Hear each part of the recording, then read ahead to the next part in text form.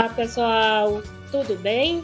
Eu sou a professora Socorro Macedo e está começando mais uma aula de História. E hoje te convido a conhecer os reinos do Sahel. No continente africano, entre os séculos 6 e 15, vão se formar vários reinos e impérios. Esses reinos e impérios, eles vão se organizar de forma diversa no que diz respeito às suas organizações política, social, religiosidade, língua. E entre alguns desses reinos é o reino de Gana, e um desses impérios que a gente vai conhecer é o Império de Mali. Esses reinos e impérios, eles vão florescer numa região ao sul do deserto do Saara, conhecida como Sahel. O Sahel é uma extensa faixa de terra localizada ao sul do deserto do Saara e vai ser habitada por diferentes povos, pastores e coletores. De origem árabe, Sahel significa margem ou borda.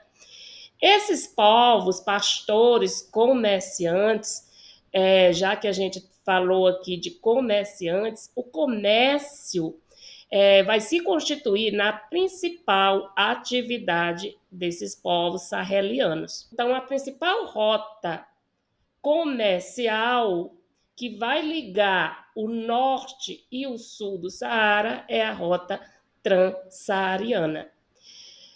E entre os principais rios dessa região, nós vamos ter o Rio Senegal, o Rio Gâmbia e o Rio Níger.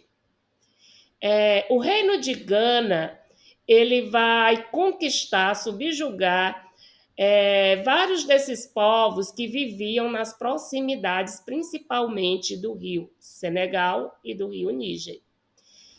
O reino de Gana vai florescer na região do Sahel por volta do ano 300 e vai ser chamado pelos árabes de Terra do Ouro. Isso porque a região era rica em jazidas auríferas e todo o ouro extraído das minas do deserto vai ser trocado principalmente por sal. O sal extraído das minas do deserto vai ser utilizado como moeda de troca nas transações comerciais, além de ser utilizado na alimentação. Entre as principais cidades desse reino, nós vamos observar Cumbi Salem, que era o centro comercial do reino. Essa cidade já apresentava no século IX características urbanas, mas vai atingir o seu auge somente aqui no século XII ao século XIII. Pela sua importância, Cumbi Salem, de acordo com os estudiosos nesse tema, pode ter sido uma das capitais do reino de Gana. Quanto à religião adotada, não só em Gana, mas no Sahel, vai ser o islamismo. O Islã foi fundado por Maomé no século VII e foi levado para a África pela ação dos mercadores árabes. Esses mercadores, eles cruzavam o deserto de norte a sul por meio da rota transsaariana, comprando e vendendo mercadorias. Vale dizer que, quando esses mercadores viajavam pelo deserto, eles não levavam consigo somente mercadorias, mas também todo o seu conhecimento, todas as suas tradições, todas as suas crenças e a religião, ou seja, o Islã. E o Islã vai encontrar um grande número de adeptos, principalmente entre os funcionários da corte e os intelectuais que assessoravam o rei. Diante disso, a própria escrita adotada vai ser a escrita árabe na administração e, claro, nos negócios do reino. Então, a religião e a cultura islâmica vai contribuir e muito para fortalecer o poder do soberano, ou seja, do Gana. Até porque a denominação dada ao soberano ao rei de Gana era justamente Gana.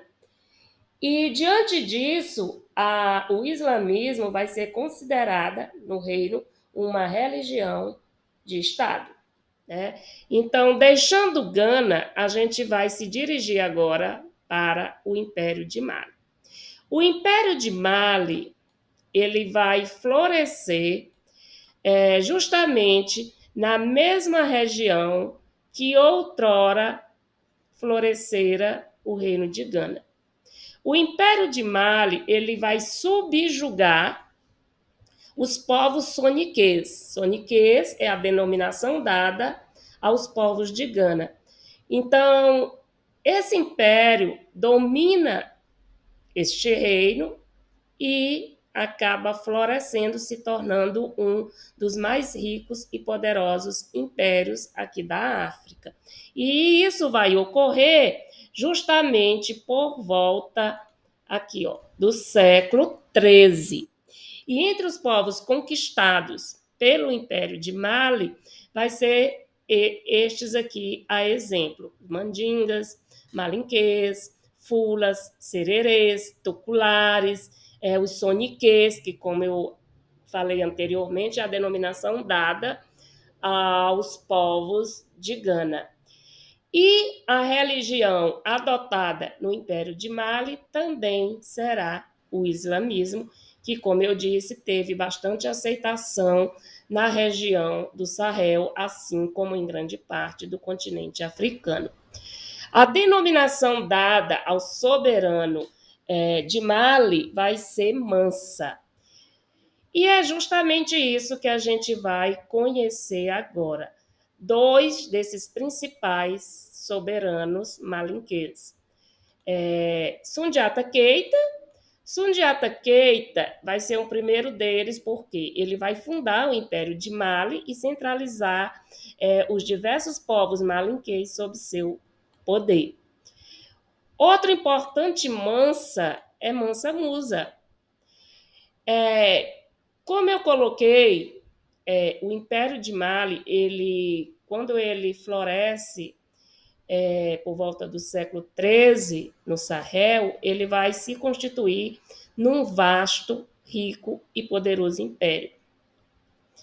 Na gestão de Mansa Musa, para melhor administrar, ele vai organizar o império em províncias. Além disso, ele vai estreitar os laços com o Egito e ampliar a extensão ainda mais do reino. Outra coisa que vale destacar sobre esse inusitado soberano é que, como a religião adotada aqui é o Islã, e o que é que o Islã prega? Ele prega que quem tem condições físicas e financeiras deve fazer uma visita, uma peregrinação a Meca, pelo menos uma vez na vida. E em 1324, Mansa Musa fez isso. Agora, o fato inusitado aqui nessa viagem é que, durante essa viagem, período que durou, Mansa Musa gastou muito dinheiro. Né? Ele praticamente faliu as receitas do império, gastou muito ouro. E isso vai causar uma desastrosa crise econômica no reino. O soberano de Mali, a fim de manter a corte e o próprio Mansa, ele vai passar a controlar essas rotas transsaarianas. Para quê? Para cobrar taxas, tributos, impostos sobre os produtos, né, trazidos, vendidos nessa região, como, por exemplo, o ouro, justamente para quê? Como eu disse e repito, para a manutenção da corte e do Mansa. E a população em geral, o povo, a população, será que vai se beneficiar com as riquezas oriundas do comércio? O povo participa como deveria das riquezas oriundas das transações comerciais de qualquer estado. No caso de Mali, não. Se o povo não participa, não foi favorecida, não foi beneficiada com as riquezas oriundas do comércio, como esse povo vivia? Então, esses súditos viviam em vilarejos, habitações pobres, precárias, feitas principalmente de barro. Viviam de quê? Da agricultura, no qual cultivavam principalmente milhete, sorgo, inhame, algodão, feijão, entre outros produtos. E, além da agricultura, viviam também da criação de animais. Animais como bois, camelos, cabras, e também eles vão viver da tecelagem, produzindo objetos de artesanais, cestos, esse tipo de produto. Uma coisa que vale comentar aqui, quando a gente fala de camelo, a principal atividade econômica dessa região é o comércio. E as rotas, a rota, né, de comércio era a Transsaariana, que ligava o deserto de norte a sul. E o meio de transporte utilizado nessas caravanas, né, nesse comércio caravaneiro, era justamente o camelo. Por quê? Porque o camelo ele era um animal muito resistente ao clima quente e seco do deserto, porque esse animal ele podia ficar dias sem comer, sem beber, e ainda aguentava até 200 quilos no lombo, certo? Pois bem, vamos agora dar um pulo aqui em Timbuktu e de Jenê. Não sei se a pronúncia é justamente essa, mas o que vale é a mensagem, né? Assim. Então, Timbuktu e Digené, essas cidades, por volta do século XIII, mais ou menos isso, século XIII, elas vão ser incorporadas pelo Império de Mali. Essas duas cidades juntas eram grandes centros políticos e comerciais do Império, porque juntas, né, elas vão controlar a chegada de produtos trazidos pelas caravanas de comércio aí de norte e do sul da África. Localizavam-se, isso Timbuktu e Digené, às margens do rio Níger, e como eu havia adiantado, foram incorporadas por Mali aqui por volta do século XIII.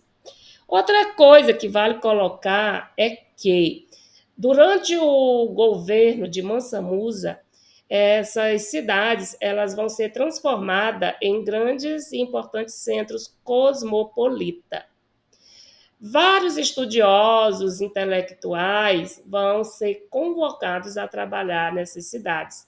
Daí, várias mesquitas, universidades, prédios públicos vão ser construídos nessas cidades. Inclusive, Timbuktu, sob o domínio de Mali, vai se tornar um ponto de encontro de intelectuais. Inclusive, várias universidades, como Sankore, não sei se a pronúncia é essa, fundada aí no século XII, junto com outras universidades, vão se transformar num importante complexo intelectual aqui nessa cidade. A ponto de, então, Timbuktu, nesse sentido, né, do ensino, foi de tão grande importância que, em 1988, a Unesco ela vai declarar essa cidade como patrimônio cultural da humanidade. O comércio caravaneiro, já que a gente destacou alguns pontos sobre o comércio, que foi a principal atividade econômica, ele é realizado por meio de caravanas que cruzavam o deserto de norte a sul, por meio dessa rota transsaariana. Até a próxima aula.